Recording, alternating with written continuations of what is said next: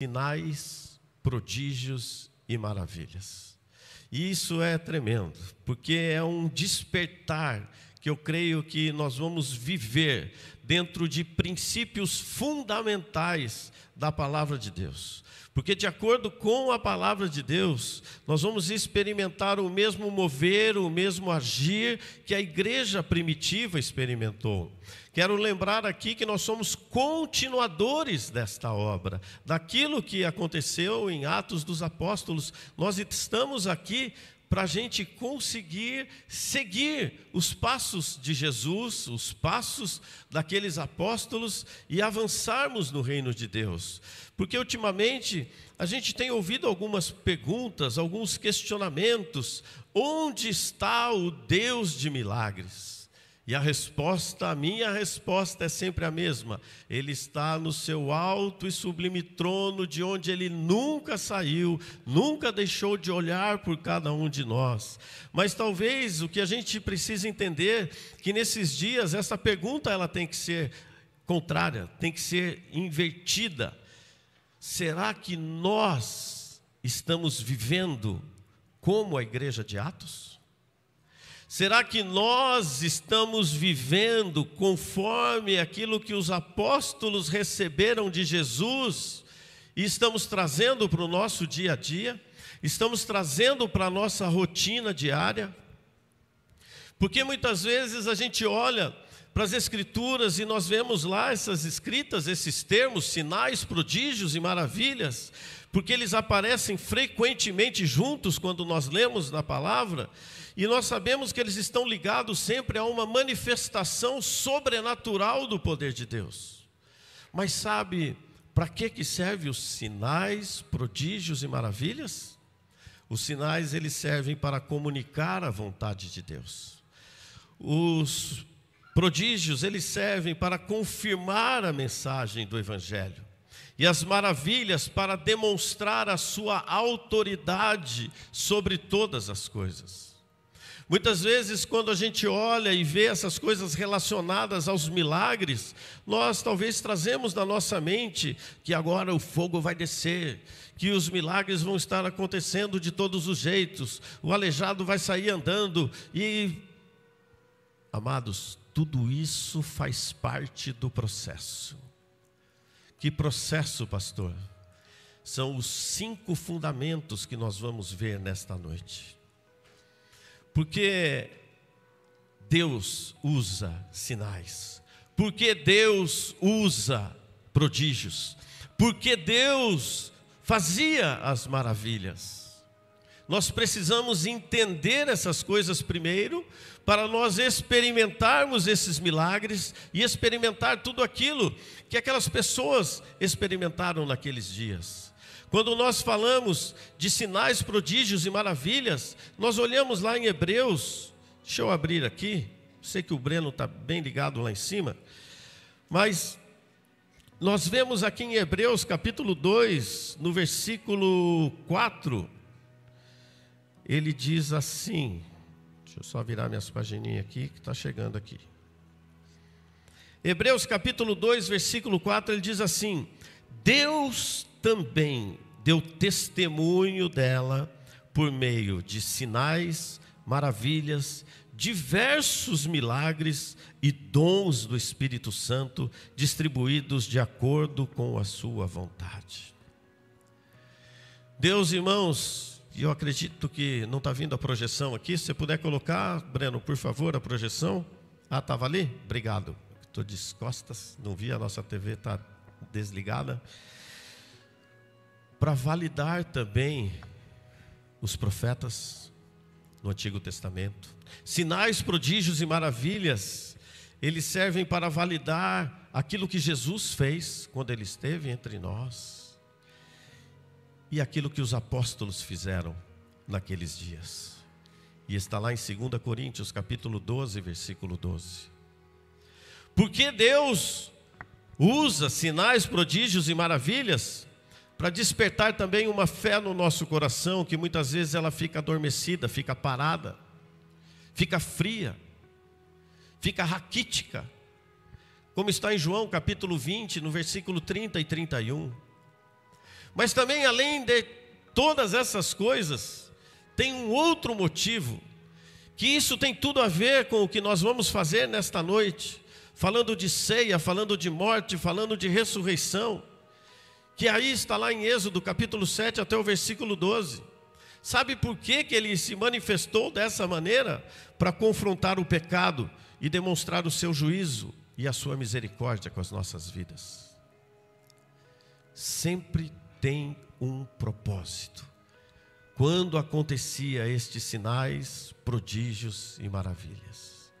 Mas o que são os sinais, prodígios e maravilhas?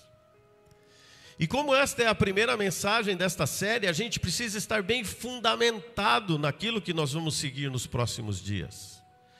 Porque talvez a gente tenha uma visão que é tudo a mesma coisa. Que essas três palavrinhas, esses três termos que nós vemos aqui é tudo igual. E não é. Cada um tem a sua referência. Quando nós falamos de sinais, eles indicam para algo maior. Os sinais são eventos sobrenaturais com o propósito de indicar, de confirmar, de autenticar ou até mesmo validar uma mensagem ou um mensageiro. Quando nós falamos dos sinais, nós temos em João capítulo 2, no versículo 11, Jesus transforma a água em vinho. E este foi o primeiro dos seus sinais. Começou tudo ali. Mas em Mateus capítulo 12, versículo 38, o próprio Jesus cita Jonas como um sinal da sua ressurreição. Aqui nós temos o exemplo da mensagem e de quem é o mensageiro. Por isso os sinais, eles apontam para uma verdade maior. Os sinais é Deus querendo ser reconhecido, é Deus querendo ser obedecido. Quando falamos de prodígios, é algo que às vezes causava espanto quando acontecia essas coisas.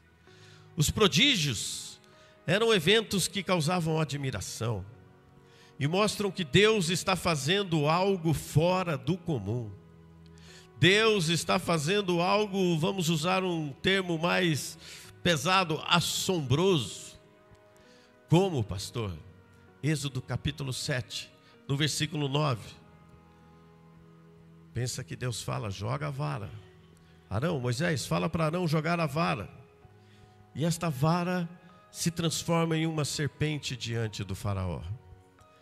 Eu não sei vocês, mas eu ia ficar bem admirado com um milagre desse diante de mim.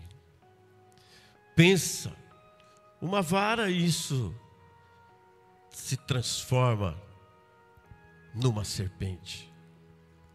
Mas também em Atos capítulo 2, versículo 22, Jesus foi aprovado diante de Deus, aprovado por Deus, para que nós pudéssemos validar este ministério dele, através dos milagres, prodígios e dos sinais. Então os prodígios, eles nos lembram que Deus é soberano, que Deus ele atua acima das leis naturais, que ele atua no sobrenatural. Mas e as maravilhas? As maravilhas revelam a grandeza de Deus. As maravilhas são a manifestação do poder divino que despertam adoração e reverência, revelando a glória de Deus, revelando este poder de Deus. Como está escrito em Salmo 77, versículo 14, Tu és o Deus que realiza maravilhas, mostraste o teu poder entre os povos. Como está escrito em Atos capítulo 4, versículo 30, a igreja ora pedindo para que Deus estenda a sua mão para curar e fazer sinais e maravilhas. Cada um tem a sua função. Maravilhas é um convite à confiança. Maravilhas é um convite à adoração. Maravilhas é nós sabemos que Deus, Ele é soberano todas essas coisas. E por que falamos que somos continuadores desta obra? Porque em Hebreus capítulo 13, versículo 8, o que diz a palavra de Deus? Que Ele é o mesmo ontem, que Ele é o mesmo hoje e que Ele é o mesmo eternamente.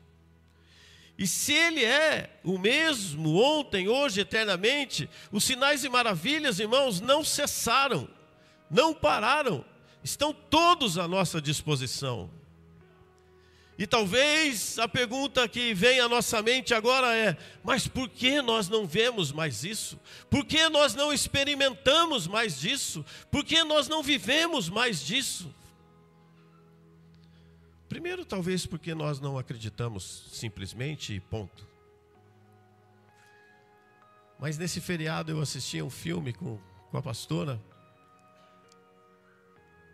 E geralmente eu tenho uns critérios para quando eu paro na frente da televisão para ver filme. Primeiro que série eu não gosto de jeito nenhum. Parece que aquele negócio não acaba nunca. É aquela embromação no meio.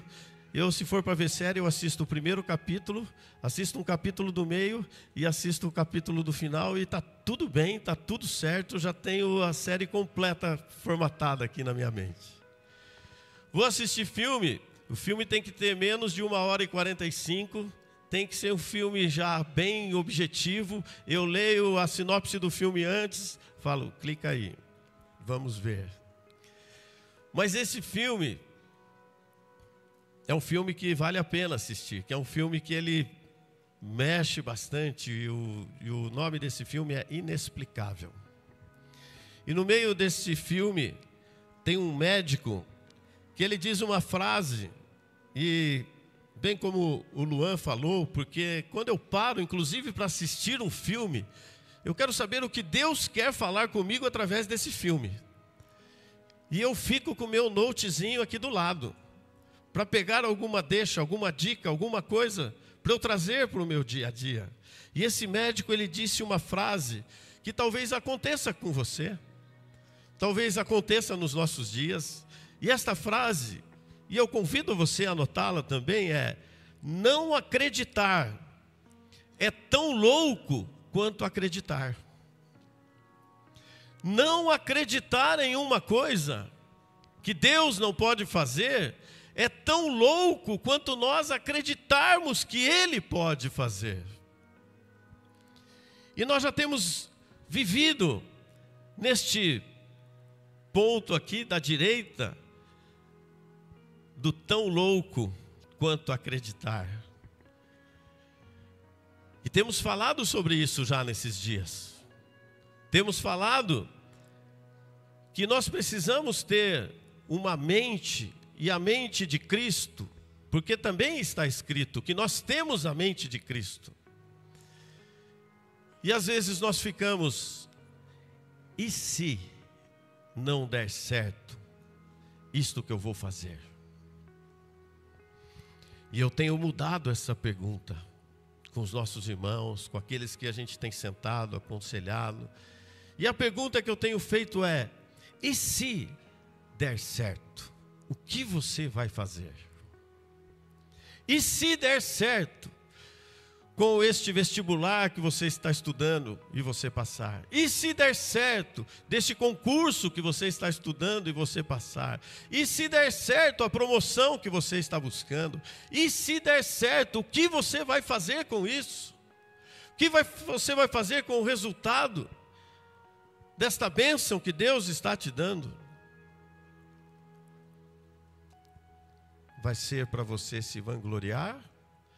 Ou vai ser para você testemunhar do Deus que você serve e do Deus que cuida das suas coisas?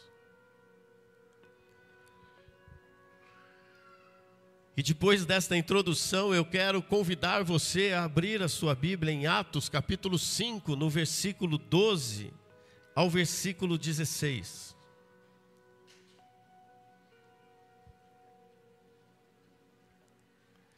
E como vocês viram ali no início, o tema desta nova série é o agir sobrenatural de Deus. o agir sobrenatural de Deus.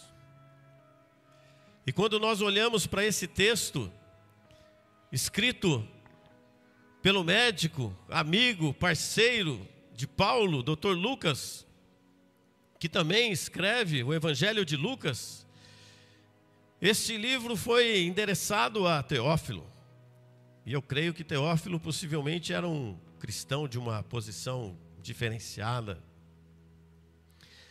Mas quando nós olhamos para este livro, e falando especificamente aqui do livro de Atos, nós vemos que é uma aplicação não só para aqueles dias, para aquela igreja, mas uma aplicação para toda a igreja que está crescendo, nascendo, para todo o GECEM que está crescendo e nascendo, e também para nós cristãos, que nós estamos caminhando ao longo dessas gerações, multiplicando esse evangelho. Porque o que nós vamos ver aqui é um relato do Espírito Santo e da expansão do evangelho após o Pentecostes. Lá em Atos 2 acontece todas essas coisas. Mas aqui, no livro de Atos, que foi escrito por volta do ano de 62 a 70 depois de Cristo, e estes eventos especificamente que nós vamos tratar nesta noite, foram escritos entre 30 e 35 depois de Cristo, depois da ressurreição, da ascensão de Jesus, nos primeiros anos da igreja em Jerusalém, nós vamos ver que todo este contexto, eles têm tudo a ver com a nossa realidade. Naqueles dias, a igreja enfrentava oposição religiosa, está lá em Atos 2, mas também experimentaram um grande poder espiritual. E quando chega aqui em Atos 5, do versículo 1 ao 11, fala a respeito do julgamento de Ananias e Safira, que morreram por mentir ao Espírito Santo. E aqui nós podemos ver um reforço em cima da comunidade que eles viviam. Uma comunidade cristã, que eles estavam buscando sempre a verdade.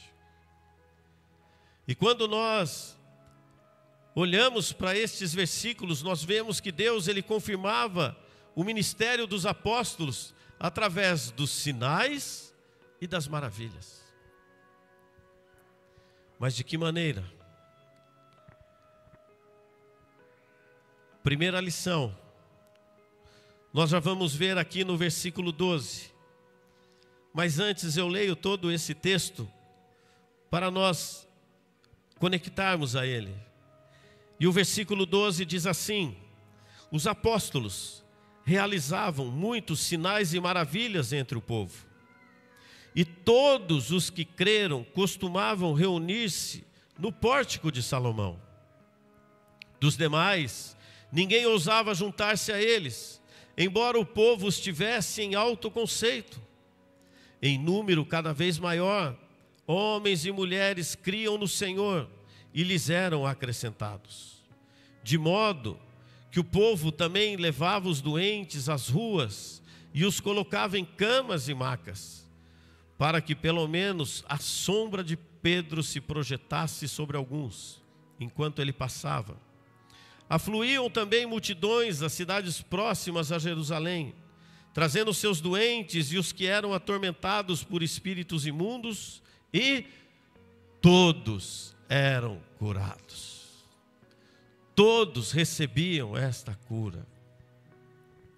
Nós vemos numa igreja que havia temor, nós vemos uma igreja que tinha reverência, nós vemos uma igreja que tinha poder, nós vemos uma igreja crescente, mas principalmente o que era visível na vida desses homens era a presença de Deus. Não adianta nada, irmãos, como temos falado e falamos bastante com a nossa liderança, comprar prédio, comprar terrenos, ter outros imóveis, se nós não tivermos a presença de Deus. Sem a presença não somos nada, sem a presença não fazemos nada. E nós olhamos para esse texto e nós vemos aqui um retrato poderoso do que acontece quando o povo de Deus caminha em santidade, caminha em unidade, caminha em fé. Era tudo o que eles faziam. Por isso esse texto, ele transcende o tempo. Ele é para ontem, ele é para o agora, e ele vai ser eternamente. E a primeira lição, ou o primeiro fundamento que eu vejo nesse texto, é que o poder de Deus valida o verdadeiro ministério. O poder de Deus valida o ministério. Aonde ele diz que os apóstolos realizavam muitos sinais e maravilhas entre o povo. E estes sinais que os apóstolos faziam, irmãos, diferente do que muitas vezes nós olhamos neste mundo gospel, evangélico, não era uma exibição do poder humano, mas era uma confirmação de Deus sobre aquilo que estava sobre a vida deles. Os sinais, prodígios, eles chancelavam esses apóstolos, eles autenticavam os apóstolos. Sabe de que maneira? Através do fruto do Espírito. Gálatas capítulo 5, versículo 22. Com sabedoria, vida transformada. Os sinais do agir de Deus em um ministério fiel. O ministério apostólico naqueles dias não era sustentado apenas por boas pregações.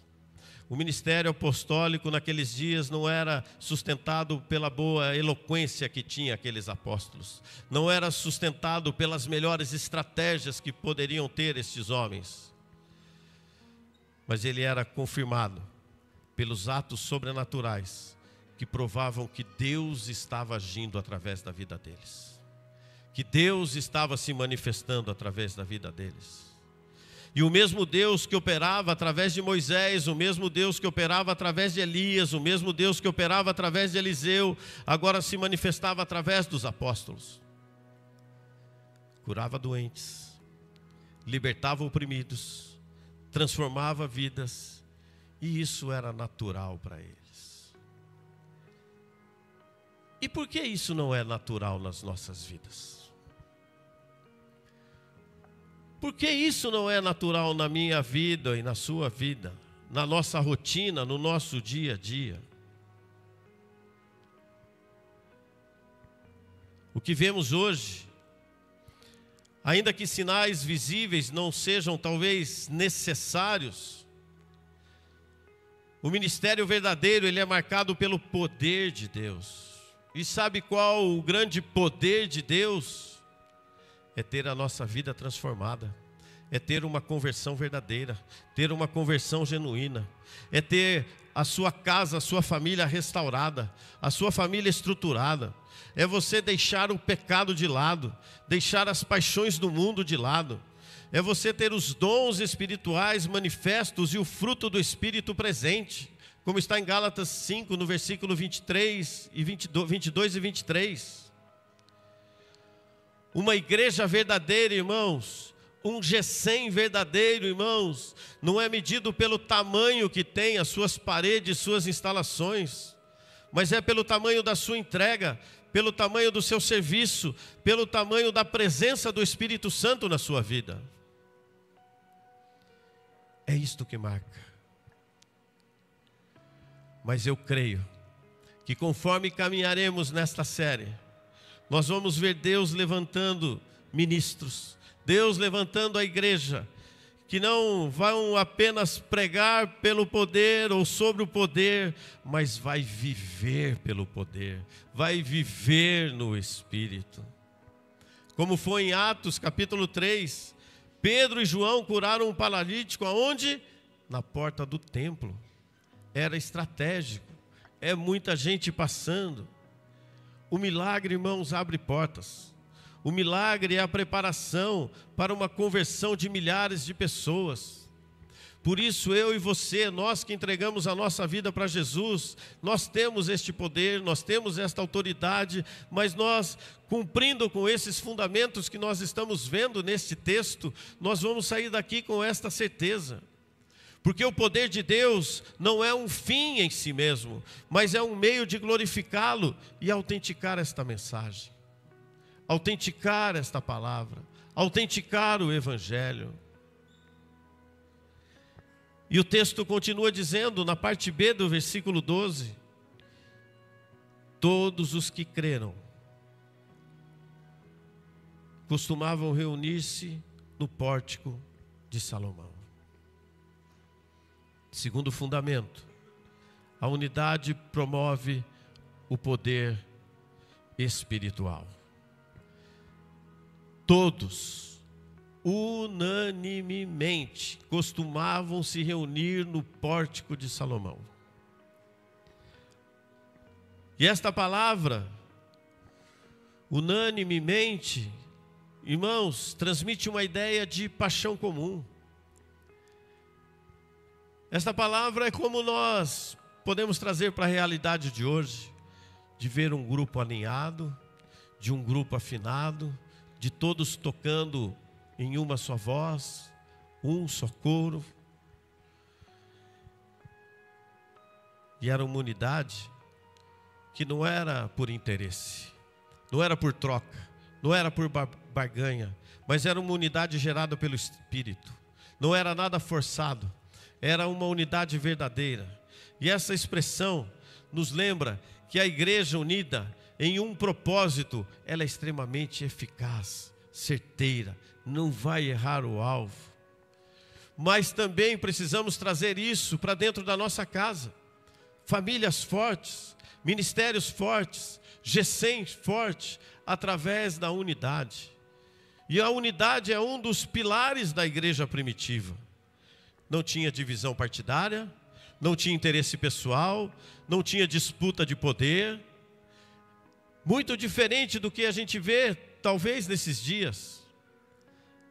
Aquelas conversinhas paralelas, atravessadas nos ministérios, aquelas picuinhas dentro dos GECEMs.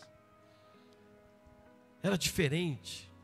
Era uma unidade que criava um ambiente propício para que o Espírito Santo se manifestasse. Um ambiente para que o Espírito Santo caminhasse livremente. Que o Espírito Santo viesse trazendo revelações únicas e profundas. Por isso que no hoje, nós precisamos tomar cuidado com essas coisas. Divisões internas, fofocas, competições ministeriais, egos inflados. Tudo isso impede esse fluir de Deus. Tudo isso impede a manifestação do Espírito Santo. E nós precisamos parar de competir entre nós. Nós precisamos começar a cooperar uns com os outros. Se nós quisermos ver esses sinais, prodígios e maravilhas acontecendo com mais intensidade, com mais frequência, nós precisamos ter esta unidade. Porque onde há unidade, nós olhamos para o texto, vem o fogo, desce o fogo do céu, toca nas pessoas e transforma. Porque uma igreja que ora junto, uma igreja que trabalha junto, uma igreja que adora junto, experimenta o sobrenatural de Deus, experimenta o céu aqui na terra. Por isso que em Atos capítulo 2, no versículo 1 e seguintes, o Pentecostes acontece quando todos estavam de que maneira? Juntos, unânimes. Eles eram um só coração. E aí com esta unidade foi feita uma boa base. E é onde desce o fogo do Espírito sobre eles. Como está o seu GECEM? Como está o seu casamento? Como está a sua família? Como está lá no seu emprego, na sua empresa? Você tem sido um só coração aonde você está colocado nesses dias? Você tem tido o mesmo alvo, o mesmo objetivo? Porque as bênçãos estão nesta unidade. Foi falado aqui no Salmo 133, onde há unidade, há bênção. Onde há unidade, há bênção. Por isso a unidade é a base. O terceiro fundamento que eu vejo nesse texto está no versículo 13. Dos demais, ninguém ousava juntar-se a eles, embora o povo estivesse em alto conceito. E olha que interessante aqui. Porque mesmo quem não se juntava à igreja, respeitava a igreja. Mesmo quem não se misturava com a igreja, respeitava os apóstolos. Por quê? porque eles tinham um testemunho coerente, porque eles tinham uma vida coerente, eles tinham uma fé que atraía o respeito das pessoas, mesmo em meio a uma sociedade toda contrária a essas coisas, eles tinham o respeito da população. E aonde tem respeito, tem temor, e aonde tem temor, tem a reverência pela igreja. E irmãos, quando falamos igreja aqui, nós não estamos falando dessas quatro paredes, mas estamos falando da igreja que somos nós. Pensa que mesmo os não convertidos reconheciam algo diferente sobre eles. Vocês já pensaram o tamanho do peso espiritual que essa igreja carregava? Que esses irmãos carregavam? Lendo o texto, eu ficava pensando que o testemunho deles era tão forte, que as pessoas pensavam duas vezes se eles queriam entrar no meio deles. Porque eles imaginavam que estava de fora, pelo menos na minha cabecinha, como sempre eu falo, né? Eu falo, eu não posso entrar no meio desse povo sendo meia boca. Eu não posso entrar no meio desse povo continuando sendo morno. Eu não posso entrar no meio deste povo de qualquer maneira. Eu não posso entrar no meio deles e se unir a eles e ficar numa superficialidade.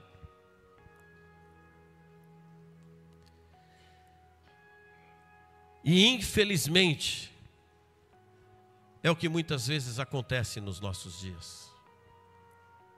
Nós queremos ver sinais, prodígios e maravilhas, mas nós não queremos nos comprometer mais com a palavra de Deus. Não queremos orar mais, não queremos jejuar mais, não queremos ler mais, não queremos discipular mais, não queremos estar mais envolvidos com as pessoas. E junto disso, é onde vem uma imagem negativa da igreja.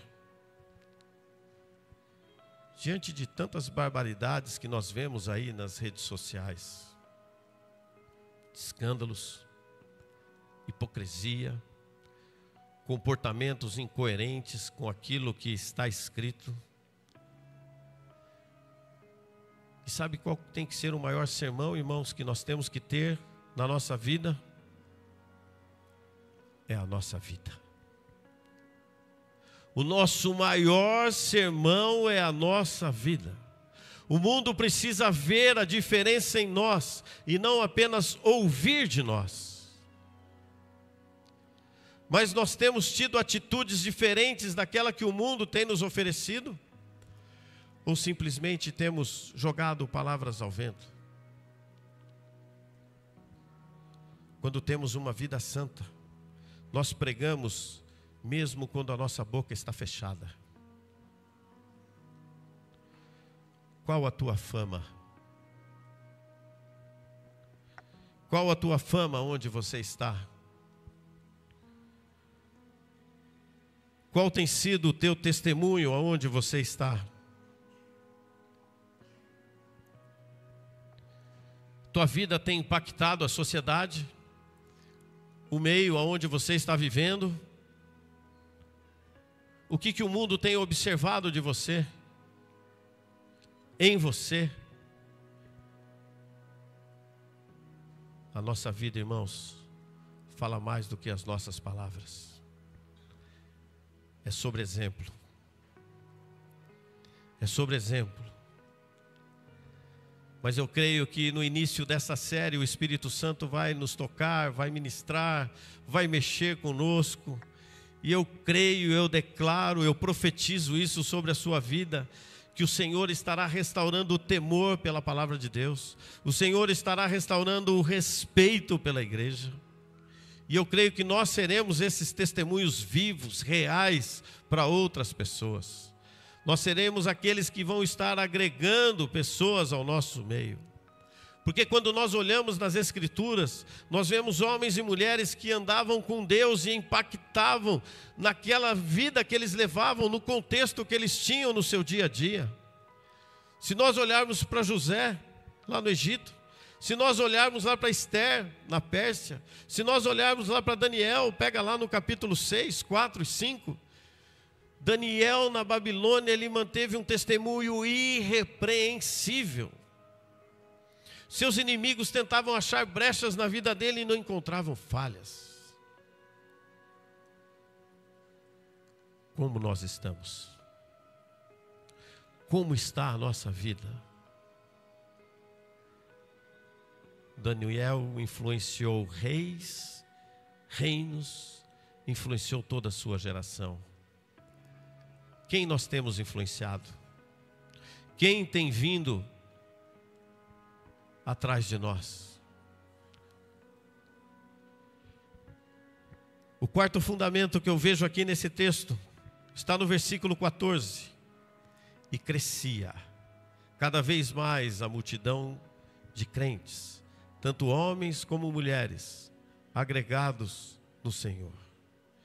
Em número cada vez maior, homens e mulheres criam no Senhor e lhes eram acrescentados. E é interessante aqui neste versículo que o verbo crescia, ele está num tempo diferente do normal, ele está num tempo imperfeito. E o que quer dizer isso, pastor? Sabe o que quer dizer? Indica crescimento constante. O crescia indica um crescimento progressivo. A igreja crescia, a igreja avançava. Não tem aqui, Breno, crescimento espiritual e numérico? A igreja crescia porque havia oração. A igreja crescia porque havia ensino.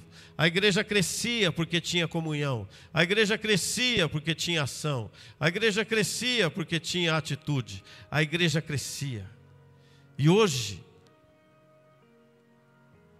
as igrejas que cultivam esses valores tendem a crescer de maneira saudável. Tendem a crescer de maneira sustentada na palavra de Deus, como está em Atos capítulo 2, versículo 42. Deus é um Deus de crescimento, mas precisamos ter esses 4 pilares: oração, ensino, comunhão e ação. Graças a Deus pela nossa comunidade, que nós estamos no caminho certo, que nós estamos marchando na direção certa. Nós temos oração nessa igreja. Nós temos o nosso trilho de treinamento, que é o ensino da palavra de Deus. Costumo falar sempre, lembrar sempre aqui, só fica analfabeto de Bíblia nesta igreja quem quer. Porque toda quinta-feira nós temos o nosso trilho de treinamento, falando a respeito da maturidade cristã. Estamos tratando agora do cuidado com os filhos. Estamos falando agora, na sequência, sobre as finanças, sobre aquilo que Deus confia em nossas mãos. E nós temos tido ação diante de todas essas coisas. Por isso, não fique de fora desse movimento. Não fique de fora daquilo que Deus está fazendo. Porque, como está escrito em Efésios capítulo 4, versículo 13, não é apenas em quantidade, mas é em profundidade. Não é apenas em quantidade, mas é em qualidade. É este mover que nós queremos ver. Não é sobre igrejas cheias, mas é sobre você e eu, nós estarmos cheios da presença. Nós estarmos cheios de Deus. A igreja que sobrevivia, a igreja ela não pode apenas sobreviver, mas ela precisa crescer. Porque, irmãos, tudo que está vivo cresce. Não tem jeito. Não pode ficar estagnado. Por isso, quando falamos de crescimento espiritual e quando vemos aqui nesse texto, ele está falando é mais maturidade, é mais entrega, é mais santidade. Não tem como falar de crescimento espiritual sem buscar santidade, sem buscar a presença de Deus. É sobre crescimento numérico, é mais pessoas alcançadas, é menos gente no inferno, é mais gente batizada, é mais gente integrada no nosso meio e no corpo de Cristo. O agir sobrenatural de Deus vai acontecer, mas primeiro nós precisamos nos posicionar. não é sobre técnicas humanas, mas é sobre a presença do Espírito Santo. É sobre o mover do Espírito Santo. Por isso nós estamos focados no discipulado, por isso nós estamos focados na comunhão, por isso estamos focados na oração, por isso nós estamos focados no ensino fiel à palavra de Deus, para nós colhermos frutos juntos, para nós sermos esses referenciais. Então, quando a gente olha para esses textos, nós vemos que crescimento não é uma questão de sorte, mas é uma questão de fundamento. Tem que ter um bom fundamento, tem que ter uma boa base, para que esse crescimento venha. Às vezes pensamos, não, mas agora a igreja está cheia, agora as pessoas estão chegando. Quero dizer para vocês que nós já estamos pensando num terceiro culto já, aos domingos. Porque nós sabemos que precisa de muita gente para ouvir dessa palavra e daquilo que nós estamos carregando nesses dias. Porque o crescimento, irmãos, não é o fim. O crescimento, ele é mais um indicativo de saúde espiritual, de Deus se manifestando através das nossas vidas. Quando nós olhamos em Atos capítulo 2, versículo 47, o que diz a palavra de Deus: e o Senhor lhes acrescentava dia a dia os que iam sendo salvos. É Deus quem acrescenta. Podemos ter as melhores redes sociais, podemos ter os melhores evangelistas, mas é Deus quem acrescenta, é Deus quem agrega. O crescimento, ele vem do alto, o crescimento, ele vem diretamente do trono de Deus. A nossa função é deixar tudo preparado, o terreno preparado, a nossa vida preparada, o nosso testemunho verdadeiro, para que Deus acrescente. Quero convidar o pessoal do louvor a ir subindo. E o quinto e último fundamento é: Deus se move quando existe a fé. Deus se move quando existe a fé.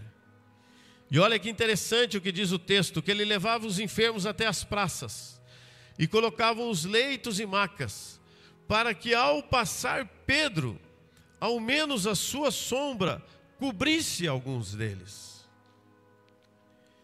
E esse texto fala sobre movimento, esse texto fala sobre atitude, e é a atitude que está lá em Tiago, capítulo 2, versículo 17, uma fé ativa, de você se mexer, de você provocar o mover de Deus, de você provocar os milagres de Deus.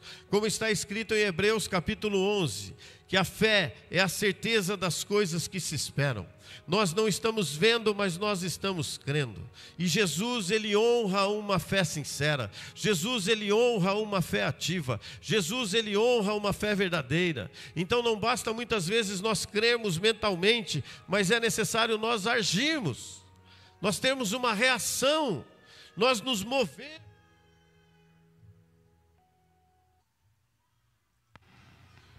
Nós nos movemos. E nós manifestarmos este poder através das nossas vidas. Por isso, Deus se move com aqueles que se movem. Você tem se movido.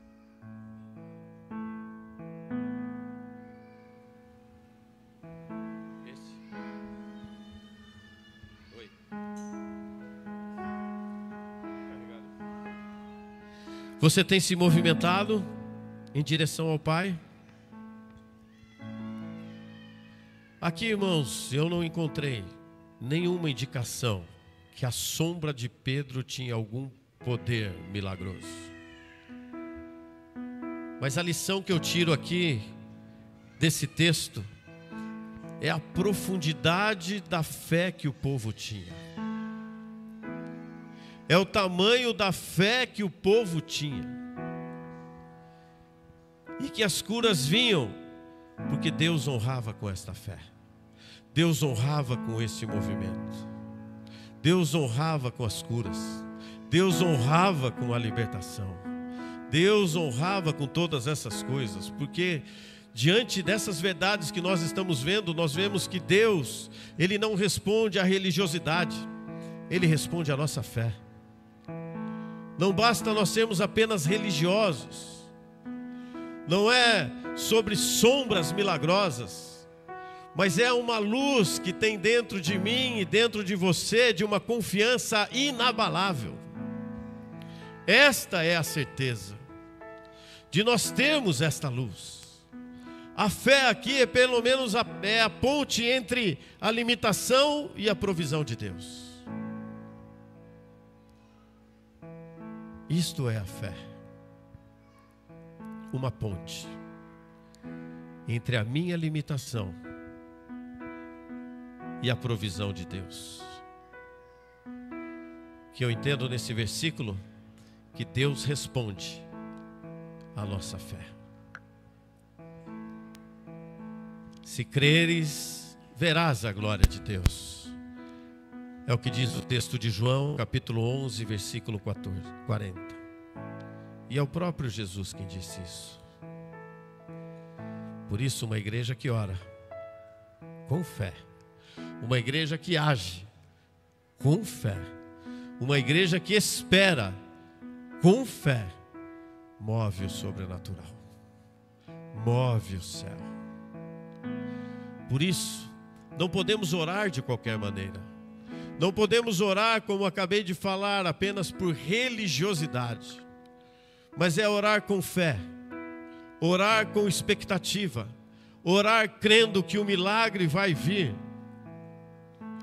É agir com fé, é se mover com fé, é ir realmente para cima daquilo que nós queremos ver, mas com fé. E ao mesmo tempo, esperar com fé. Já falamos isso há algum tempo. Esperar em Deus não é lugar de inatividade, mas é lugar de segurança. Esperar com fé. Deus está movendo o céu ao nosso favor. Por isso que já falamos esses dias, não precisamos de mais fé. O que nós precisamos tirar da nossa vida é a incredulidade. A incredulidade é um dos maiores bloqueios do sobrenatural na nossa vida.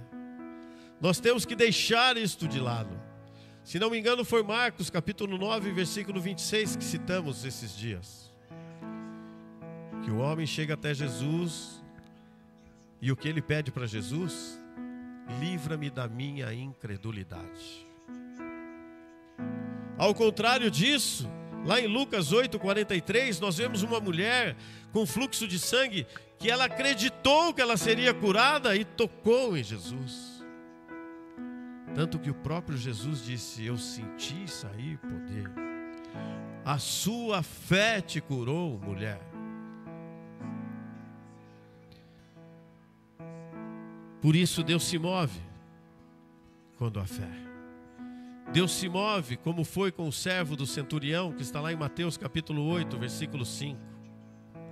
Pensa no tamanho da fé deste homem, deste centurião, que até Jesus ficou admirado. Até Jesus se espantou. Irmãos, Deus se move onde existe uma confiança em Deus verdadeira.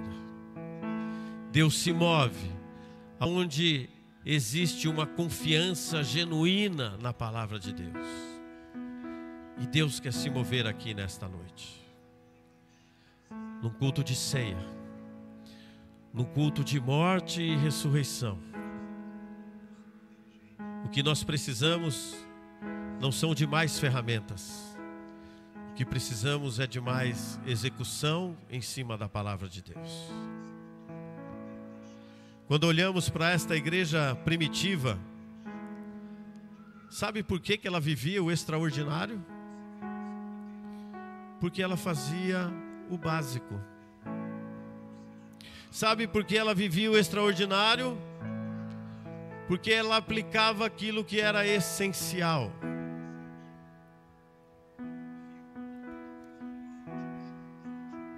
E eu não tenho dúvida que Deus deseja fazer isso novamente hoje. Deus deseja fazer essas coisas novas através de mim, de você, através do seu GECEM, através do ministério que Ele tem confiado nas suas mãos. E volto a dizer, não é sobre estrutura, é sobre coração. Não são sobre coisas, mas são sobre pessoas. Por isso, nessa noite, que tipo de igreja nós queremos ser? Que tipo de igreja nós queremos ser?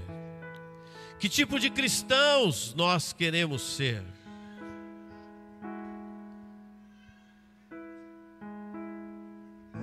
Quero convidar você a ficar em pé.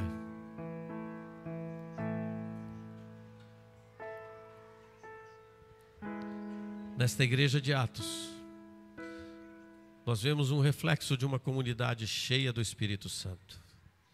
Uma comunidade vibrante, uma comunidade unida, uma comunidade que era admirada, as pessoas queriam ser igual aqueles homens, e uma comunidade frutífera. Que tipo de igreja você quer ser? Lembrando que a igreja é você, não são essas paredes. Você quer ser uma igreja cheia do Espírito Santo? Você quer ser uma igreja vibrante? Você quer ser uma igreja que faz parte de um corpo, que vai estar unida, ligado à videira verdadeira que é Jesus, e ligado às pessoas? Você quer ser uma igreja que as pessoas te sigam? Uma igreja que venha a ser admirada?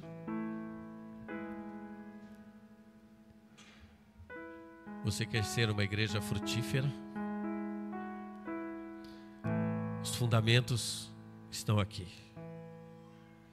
E esse é o desafio, de nós retornarmos aos princípios fundamentais, se nós quisermos experimentar os sinais, prodígios e maravilhas de Deus.